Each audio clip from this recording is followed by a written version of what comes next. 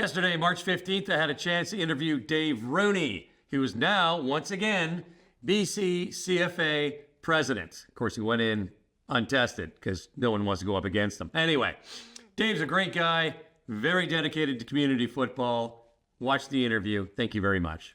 All right, here we are, Team Amey, VBNSports.com, at the BC CFA AGM, speaking to current president and up for election, my man, my homie, Mr. Dave Rooney here.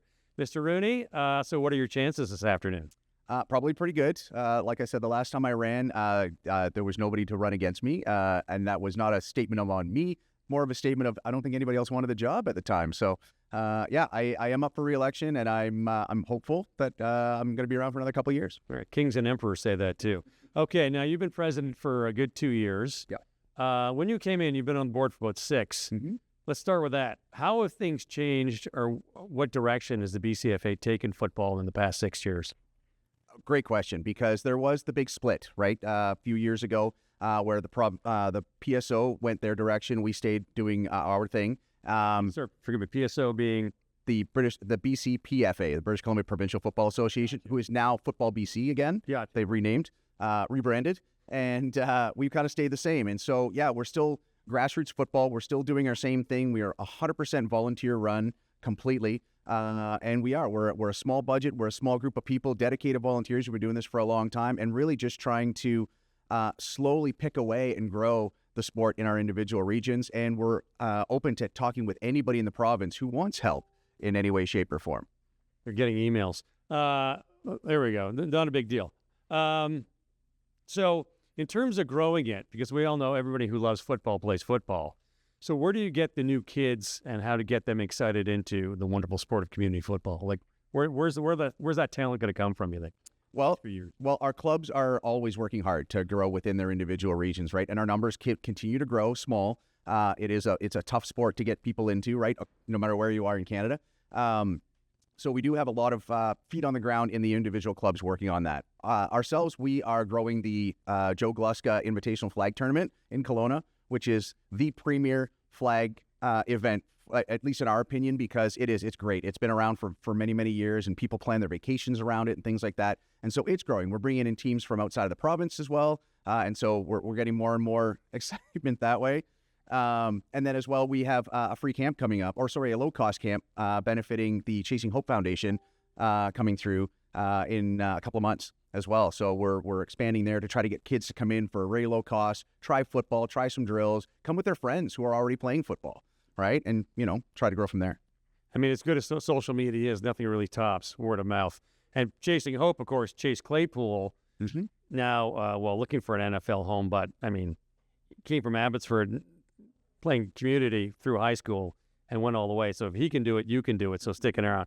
So let's say you get reelected this afternoon. Is there anything different you would like to see the BC CFA doing in the next couple of years? Yeah, I mean, we are like I said, we're a small organization. We have a very small budget. So we are going to be looking for more sponsorship opportunities there so that we can actually expand and grow these programs. Our budgets have gotten smaller. Things have gotten more expensive, right? So the things that we do cost more than they did 5 years ago, yet we're bringing in less money, right? So we do want to reach out to some really good corporate groups and sponsors who want to help and see grow football. Our mandate is still just getting kids on the field. We have 100% volunteer run. Nobody's paid on our board anywhere. And so we're really trying to use every bit of that money to get kids out on the field. And it does. It costs a lot of money, equipment, field costs, transportation, everything is going up and up and up. Oh, yeah. It's not hockey, but it's pretty close. So I got a quick question. You've touched on it a couple of times. It's all volunteer. You've been involved in community football for a very long time, not just here, but with Meadow Ridge. Why do you do it? Like, why do you love it so much? What do you get out of it? So it started with my son, right, playing football, and I spent one season on the sidelines cheering him on, and I really liked the energy. I really liked the volunteers. I liked the coaches, and he wanted me to help out more. And so I ended up being a coach, right, and helping out and assisting throughout. And then I got onto the board of the Knights, and it just kept going from there. My family, growing up back east, we're very big on volunteering, whether it's various charities and things like that. We see the fun in it, right? That we don't have a lot of money, we have a lot of time, right? So we can donate that time to help this stuff. And I really just had some great fun. And it's come down. The reason why I've been doing it for so long is the people that I volunteer with, right? A great group of people. They're all in it for the right reasons. We have so much fun. And at the end of the day, we get to watch kids playing football, right? I mean, what better? At the end of the year, I get to hang medals around a 9, 10-year-old's neck, and just the smiles on their face is just, it's it. I'm done. I'm paid for the year. Yeah. Eat your heart out, Nancy Kerrigan. Okay. So I'm trying to think. You're going to edit this, right? What else? What Wayne, do you think of anything? Anything off the top of your head? Yeah, and gone through his history, gone through what he's going to do today, and where does he think the future is going to be? Yeah. So here's a great question. So what is the future of community football across BC? Well, it's always changing, right? And you've got a mix of the old guard and the new folks coming up with new ideas and things like that. And so we're trying to make sure that we get everybody's voice heard as to what they're looking for.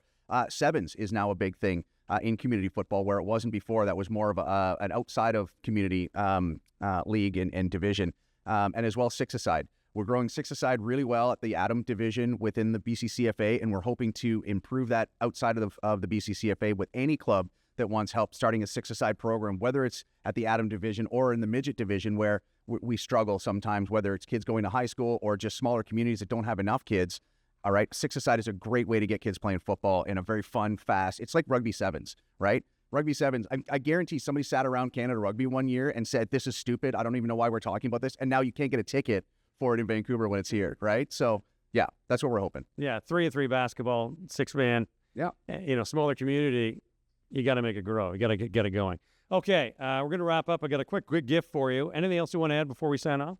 No, I just I want to thank everybody that is on my team and as well as all the clubs in the BCCFA for all you did last year. It was a great season, and we're hoping for 2025 to be that much better. Okay, so my intel coming into this, that you were stepping down, and I thought you've been doing it for like 20 years, so I went and bought you something, which I'm still going to give to you. Oh, man, that's amazing. So the first thing is a box of May West. Now, I'm from Montreal. You're from the Maritimes. You've had these before? I have. Yeah, this is my favorite snack cake. And this is selfish of me because the more people I give these to, the more demand I create, the more likely they stay in the grocery store. So, yeah, that's right there. Beautiful. And, of course, we share a certain affection for a certain little chocolate that's going to go extinct. Oh. Pull it out, Dave. That is my world.